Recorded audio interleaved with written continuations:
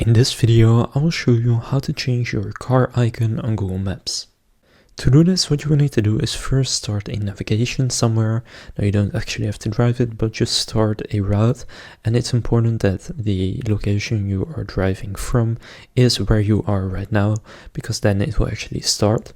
So just set a location and then click on directions.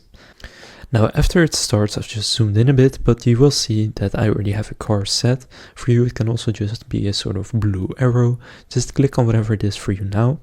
And then from there you can choose whichever vehicle icon you want. So this is the standard one, but I have quite a few of them, and you can then also set whichever color you want to set it to. And then just click done, and now you'll see my icon has changed. So that's how to change your car icon on Google Maps.